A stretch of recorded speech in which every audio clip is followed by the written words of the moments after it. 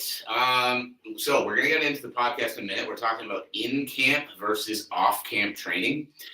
As you guys tune in, I have some irritating news.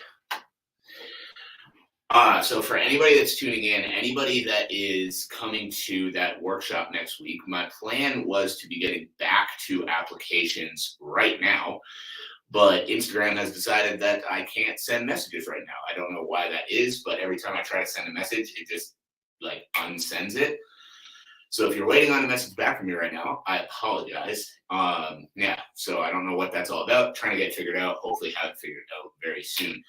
I'm doing great. I hope you guys all are as well. That's a little bit frustrating, but other than that, things are pretty great. So guys, as you tune in today, we're talking about in-camp versus out-of-camp training. So make sure to drop any questions about that in the comments as well, and we can address those as they come up. So questions about in-camp training versus out-of-camp training. And then I'm going to get into it, but if you've got questions, drop them. And as we get to the end of my part of the podcast, we will answer some questions as well. I'm doing great. How about yourself? All right. Podcast time, in camp versus out of camp, and we're going to go in 3, 2, 1. Welcome everybody to another episode of the Elite Development Podcast, the #1 show for athletes looking to gain an edge on their opponents and build their dream careers in sport. I'm your host, Kenny Dusseault, and today we are talking about in-camp versus off-camp training. So we're going to get into a couple of different things, but first, the reason that I wanted to get into this today is because the other day I got a message online. And that's where a lot of these ideas come from, questions and things that I get asked on a day-to-day basis. And I got a message online, and it was an athlete asking me what my recommendations were from in-camp to off-camp training. And, after going back and forth a little bit, what I realized he was asking was how much more intense should I be training in camp than when I'm in my off-season? And I have a little bit of a different view on this than most. Most people feel like they need to drastically ramp their training up coming into a fight because, your conditioning needs to be on point. You need to be ready. Like everything needs to be, in place to be able to go as hard as possible. So they feel like they need to really ramp it up. And I'm going to come at it from a little bit of a different angle. If you're training consistently through the year, your off season does not need to be more intense your camp does not need to be more intense than your off season. That's if you're training consistently. Now, I'm not saying you need to be doing 3 sessions a day, 6 days a week, every single day through the whole year. But if you're training 6 days a week, 1 to 2 sessions per day, you don't need to ramp anything up. And the reason for that is, again, people forget the goal of training. The goal of training is to succeed when you fight. And the way people train, you would think the goal of training is to be the person who puts in the most hours. Now, don't get me wrong. I understand there's a correlation between hours put in and abilities to succeed in the fight. If you don't train and then you just jump off the couch, run in and try to fight 5 rounds, that's going to probably be a pretty rough night. But on the flip side, if you're training consistently through your year, a week off 2 to 3 times a year, other than that, keeping things pretty consistent, you should be able to fight a solid 3 to 5 rounds pretty comfortably at any time. Now, obviously, there's the weight cut that comes into factor, and there's different pieces of this. And when I say that the intensity doesn't need to change, I'm not saying that the training itself doesn't need to change. Like from a strength and conditioning standpoint, when I have an athlete in the off season, the majority of our focus is what I call the athletic foundation. So I posted something about that today, the strength base and the aerobic capacity and power. Now, the reason these are the majority of our focus when we're in the off season is because this is your baseline. This is like when you build a house, you need a foundation underneath it. You need the solid concrete that you're building the house into so that the house doesn't fall at the first gust of wind. If you don't have that, like in the post that I put up this morning, it's like sticking 4 walls into a pile of mud and plopping a roof on top of it. It might look like a good structure, and then the second anything attacks it whatsoever, it's falling over, guaranteed. Now, this is why the majority of your focus in the off season should be your athletic foundation. But again, when I say from a strength and conditioning standpoint, you need to focus on that. I'm not saying you need to focus on that every single day. You're going to get aerobic benefit and strength benefit from your skill work. But by doing extra sessions 2 to 3 times a week on top of that, you're going to get extra benefit, which in turn is going to solidify your foundation more and set you up for more success when you come into the fight camp. Now, when you come into the fight camp, things are just going to switch up because you have your athletic foundation built if you are training steadily through the off season and you're not skipping out on strength and conditioning work for months at a time because you don't like it. And I say that because I know a lot of you are, so make sure that you're taking note of that. And so if you are actually doing it consistently through your off season, then when you get into training camp, your athletic foundation should be built. Your athletic foundation should be built. And if your athletic foundation is built properly, then it doesn't mean that you need to drastically ramp up the amount of training that you're doing. It just means you need to switch up exactly what you're focused on. So usually for athletes in mind, how we'll switch it up is when we're, depending on the fight. Again, I want to make sure that I'm reinforcing that because there's always someone that takes it too literally. Depending on the fight, depending on the camp, depending on the athlete, usually about 8 weeks out, we start to focus slightly differently than that strong athletic foundation year round. And so at that 8-week out mark, what we're going to start doing is we're going to start building more explosive power and repeatability. So that's higher rep plyometrics, getting people doing jumps, throws, things like that for 6 to 8 reps, focusing on the movement patterns themselves.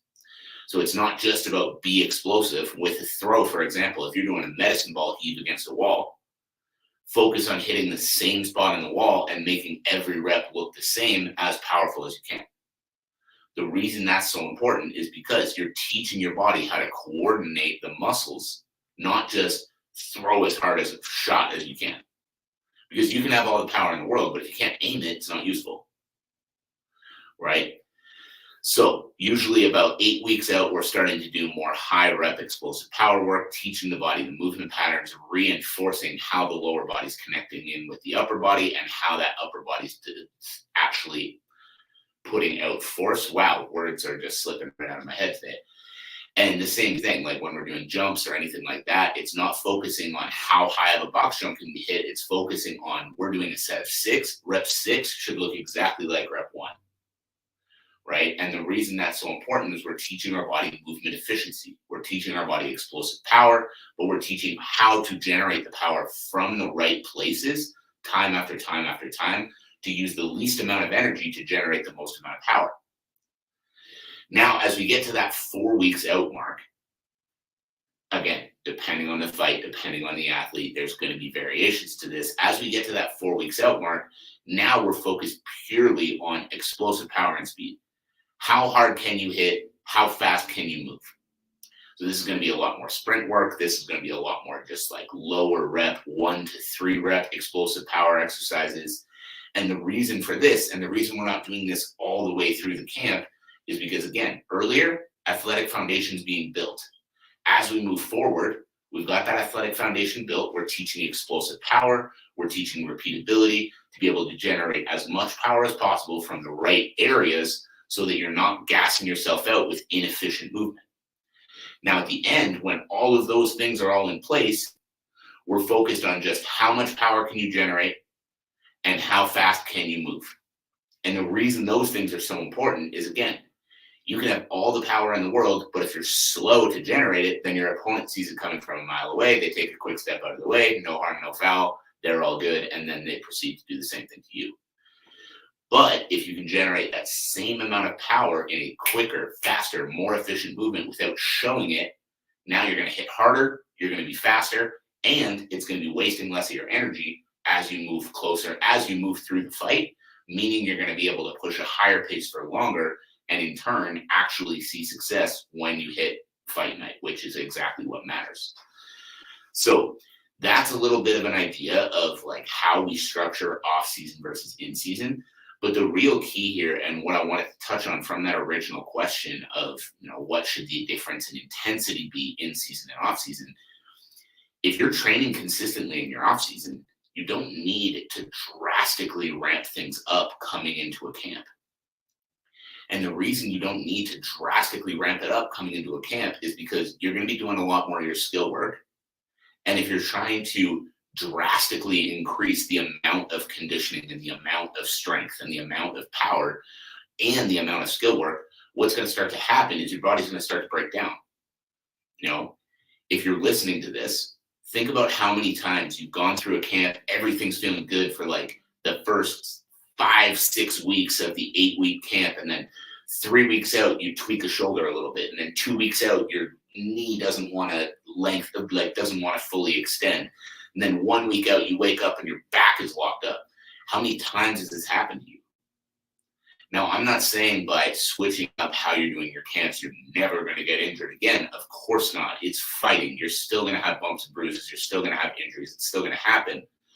But what I'm saying is what you need to focus on is not how many hours I can put in while I'm in camp, but focus on what I'm getting out of those hours. If you're just doing extra sessions because I gotta fucking grind, bro, your mentality is off. Because again, the goal of training is not to be the person who can go the longest. I'm going to say that one more time because I know it's going to piss some people off, but hopefully you understand what I'm saying. The goal of training is not to be the person who can go the longest. If you are signed up for a professional MMA fight right now in Canada, in the US, I'm not sure about everywhere around the world necessarily, but any of my athletes, if you are signed up for a professional MMA fight, it goes 3 5-minute rounds with 1 minute in between, unless it's a title, and then it's 5 5-minute rounds. So again, the goal of any professional MMA fighter that is going to fight 3 to 5 5-minute rounds is not to be able to go the longest, it's to be able to go the hardest for 3 to 5 5-minute rounds. So the training isn't designed to see how many hours we can possibly fit in. The training needs to be designed to see how hard can I go for 15 to 25 minutes without gassing out and without giving my opponent advantages. And so if you're training consistently throughout your year, you should be able to step into a cage and fight 3 to 5 5-minute rounds. Now, of course, there's going to be fine tuning. You're going to improve your movement patterns. You're going to improve, little things about how you're going to go about doing that. But it doesn't need to be drastic amounts of intensity every single time. So guys, that is it. That is all. I hope you got some value from that. If you did, I would love to know what it is. I would love to know any big takeaways that you had. Anybody that is here right now on the live, drop any questions that you've got. And for being here, I'm going to stick around and I am going to answer a couple of questions.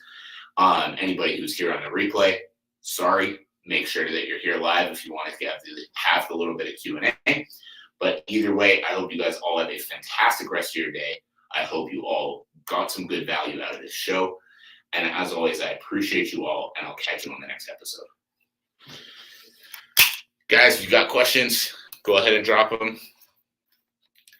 And I'm going to stick around for a few minutes. I'm going to scroll back through because I think I saw some questions come in.